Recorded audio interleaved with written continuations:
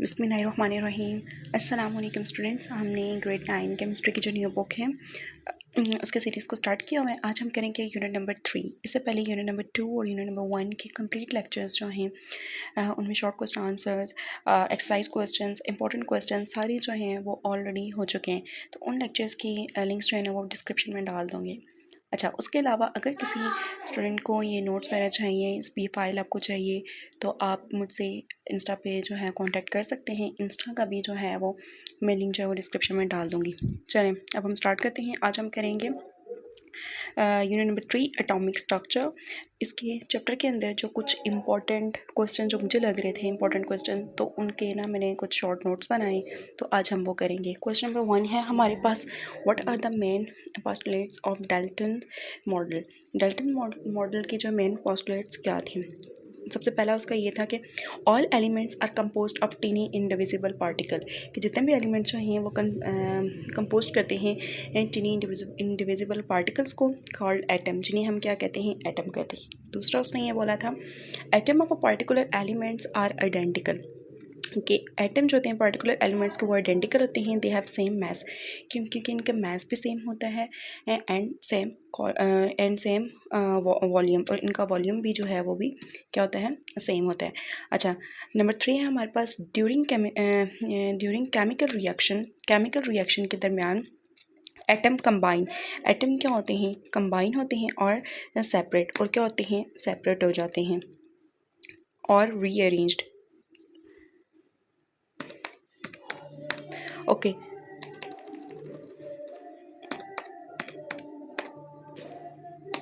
Okay, during chemical reaction के दरमियान atom combine और सेपरेट और rearrange.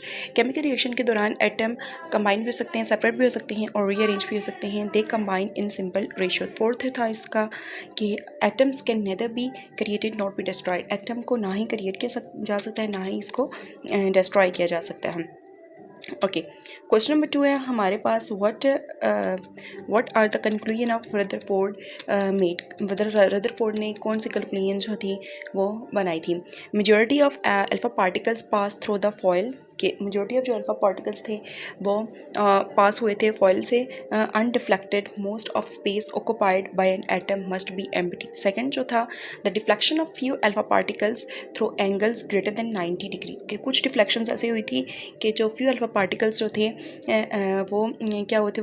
Free alpha particles through angles greater than 90 degree show that these particles are deflected by the electrostatic repulsion. जो ये particles जो deflect हुए थे किस वजह से हुए थे? इलेक्ट्रोस्टैटिक रिपल्शन की वजह से हुए थे between the positively charge alpha particles and the positively charge part of atom. Okay, third था हमारे पास, massive alpha particles are not deflected by electrons. Question number 3 है हमारे पास, write defects in Rutherford atomic model. Rutherford atomic model के क्या defects थे?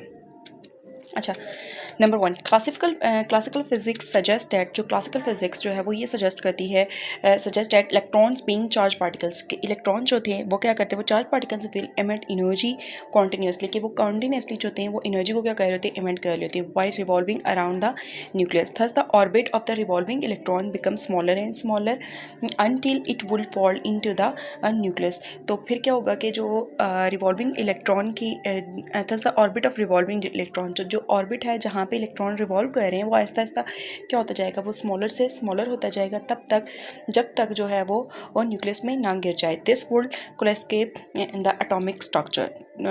दूसरा हमारे पास ये था कि if revolving electron emits energy, अगर रिवॉल्विंग इलेक्ट्रॉन्स एनर्जी को एमिट कर रहे हैं continuously, it should from a continuous spectrum, तो फिर ये क्या बनाएगा? एक कॉन्टीन्यूस स्पेक्ट्रम बनाएगा।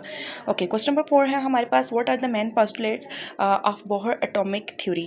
सबसे पहले हमारे पास फर्स्ट वाला, the electron in an atom revolve around the nucleus, के जो इलेक्ट्रॉन है एटम में वो कहाँ पे रिवॉल्व करते हैं? न्यूक्लियस के रिवॉल्व कर रहे होते हैं in one of circular path, एक सर्कुलर पाथ में। Each orbit has fixed energy, हर ऑर्बिट की क्या है? फिक्स्ड एनर्जी होती है। So each orbit is called energy level. The energy of electron in an orbit is proportional to it distance. तो जो इलेक्ट्रॉन की एनर्जी है वो किसके प्रोपोर्शनल होगी, इसके डिस्टेंस के फ्रॉम द न्यूक्लियस। थर्ड है हमारे पास the electron revolve only in those orbit from which the angular momentum of electron is an integral multiple of h divided by 2 pi, where h is Planck's constant. Next हमारे पास light is observe when an electron jump to a high energy orbit and emit light तब when an electron fall into a lower energy orbit। Light absorb तब होती है कि जब electrons होते हैं वो जंप करते हैं हायर ऑर्बिट की तरफ, और emit तब होती है जब इलेक्ट्रॉन जो होते हैं वो फॉल होते हैं किसकी तरफ, लोअर एनर्जी ऑर्बिट की तरफ होते हैं। ओके, लास्ट हमारे पास the energy of light emitted is exactly equal to the difference between the energy of the orbit. Okay, question number 5 है हमारे पास, define Heisenberg uncertainty principle. This principle state that it is possible to simultaneously determine the exact location and further trajectory of an electron। Next हमारे पास question number 6 है हमारे पास, define the structure of an atom. Atom का structure क्या है। An atom containing proton, neutron and electrons. Atom में क्या होते हैं, प्रोटॉन, न्यूट्रॉन और इलेक्ट्रॉन्स होते हैं। The nucleus of an atom is the centre. Atom का न्यूक्लियस जो होता है वो सेंटर में होता है। Proton are positively charge, electron are negatively charge and neutrons are neutral, they have no charge. Proton के ऊपर पॉजिटिव चार्ज होता है, इलेक्ट्रॉन के ऊपर नेगेटिव चार्ज होता है, जबकि जो न्यूट्रॉन्स होता है, न्यूट्रॉन्स जो होते हैं वो क्या होते हैं, वो न्यूट्रल होते हैं, उस पर कोई चार्ज नहीं होता है। Proton and neutrons are present in the nucleus. Proton और न्यूट्रॉन न्यूक्लियस में प्रेजेंट होते हैं and electron are revolving around the shell और ऑर्बिट। ओके, क्वेश्चन नंबर 6 है हमारे पास, what are the subatomic particles. Subatomic particles कौन से हैं। Subatomic particles are proton, neutron and electrons. ये हमारे पास क्या होते हैं, सब अटोमिक पार्टिकल्स होते हैं। Proton and neutrons are found in the nucleus of an atom where electrons are revolving around the shell. Okay, question number 7 है हमारे पास, write the behaviour of proton, neutron and electron in an electric field. Electric field में इनका behaviour क्या होता है।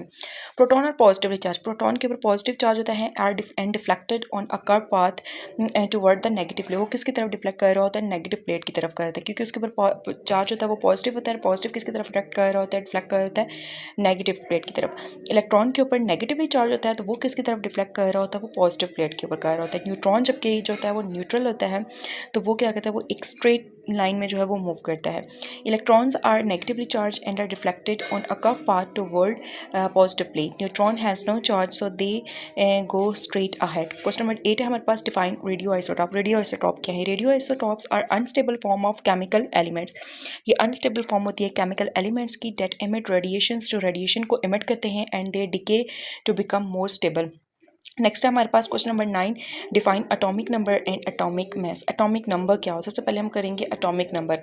Atomic number, the number of proton in the nucleus of atom. जितने भी नंबर ऑफ प्रोटॉन होते हैं एटम के न्यूक्लियस में, उन्हें हम क्या कहते हैं, एटॉमिक नंबर कहते हैं, जिसको हम किससे इंडिकेट कर रहे होते हैं, सिंबल Z से। जबकि एटॉमिक मास हमारे पास क्या होता है, the total number of proton in neutron. जो टोटल नंबर होता है प्रोटॉन और न्यूट्रॉन का एटम में, एटम में, उस is called is known as mass number. उसे हम क्या कहते हैं, मास नंबर कहते हैं। ओके, क्वेश्चन नंबर 10 है हमारे पास, define radio activity. Radio activity क्या है। Radioactivity is the process by which unstable atom emits energy. Radioactivity एक ऐसा प्रोसेस है जिसमें अनस्टेबल एटम्स जो होते हैं वो एनर्जी को इमिट करते हैं in the form of radiations की फॉर्म में, and they undergo natural decay to become more stable. ये स्टेबल बनने के लिए क्या करते हैं, किसके ये नेचुरल डिके कर रहे होते हैं। उसके नेक्स्ट क्वेश्चन नंबर 11 है हमारे पास, define relative atomic mass and atomic mass unit. Relative atomic mass, relative atomic mass is the average mass of an atom of an element. ये एवरेज मास होता है एटम और एलिमेंट का relative to the mass of an atom of relative to the mass of an atom of carbon 12, जो किससे relative होता है, carbon 12 से होता है, which is assign a value of exactly 12 atomic number, 12 atomic mass unit. Okay, next है हमारे पास एटॉमिक मास यूनिट। अब एटॉमिक मास यूनिट हमारे पास क्या होता है। Atomic mass unit is a unit of mass use to express atomic and molecular weights. It define as a 1/12 of mass of an atom of carbon 12। Next है हमारे पास define isotope. Isotope are atom of an element whose nuclei has same atomic number। जिसके उसमें nuclei में क्या होता है, atomic. Just 1 minute, हम इसको थोड़ा सा atomic ATOMIC। Okay, whose nuclei have same atomic number, same क्या होता है एटॉमिक नंबर होता है बट डिफरेंट मास नंबर, और मास नंबर क्या होता है डिफरेंट होता है. This is because atom of an element can differ in the number of neutrons. Isotope क्या होता है, आइसोटॉप में जो हमारे पास सेम एटॉमिक नंबर होता है और डिफरेंट हमारे पास क्या होता है मास नंबर होता है. क्वेश्चन नंबर 13 है हमारे पास, write the uses of isotope. Isotope के यूजेस बताने हैं हमने. सबसे पहले हमारे पास radio active iodine 131 is used as a tracer. Radio active iodine जो होता है 131 किस लिए यूज होता है as a tracer in diagnosing thyroid problem. जो थायराइड की प्रॉब्लम होती है उनको डायग्नोज करने के लिए कौन सा यूज़ किया जाता है, रेडियो एक्टिव आयोडीन 131. नेक्स्ट है हमारे पास Na sodium 24 is use to trace the flow of blood. किसके लिए यूज़ किया जाता है, ब्लड के फ्लो को ट्रेस करने के लिए. नेक्स्ट है हमारे पास iodine 123 is use to image the brain. ये ब्रेन की क्या बताते हैं इमेज बता रहा था. Cobalt 60 is commonly use to irradiate cancer cells. ये क्या करता है कैंसर सेल्स को इरिडेट करता है. नेक्स्ट है हमारे पास carbon 14 is use to trace the path of carbon in photosynthesis. Carbon 14 क्या करता है कार्बन के पार्ट को ट्रेस कर रहा होता है किसमें, फोटोसिंथेसिस में. लास्ट है हमारे पास define cations and anions. Okay, cations are positively charge आइन डेट फॉर्म्स. केटाइंस होते हैं ये क्या होते हैं पॉजिटिव. सबसे पहली बात हमारे पास कि केटाइंस पे हमारे पास जो चार्ज होता है वो पॉजिटिव होता है, एनाइंस पे हमारे पास चार्ज होता है वो नेगेटिव होता है. तो केटाइंस आर पॉजिटिवली चार्ज आइन that form when an atom lose one or more electron. Cations तब हमारे पास बन रहे होते हैं जब एक एटम जो होता है वो लूज करता है एक से ज़्यादा इलेक्ट्रॉन्स को. और अनाइंस तब बनते हैं जब an atom, anions are negatively charge ions. ये नेगेटिवली चार्ज आइंस होते हैं that are form when an atom gain one or more electrons. ये तब बनता है जब जो एटम है वो गेन करता है 1 आर मोर इलेक्ट्रॉन्स को. तो हमारे पास तब क्या बनता है, हमारे पास तब बनता है एनाइंस बनता है.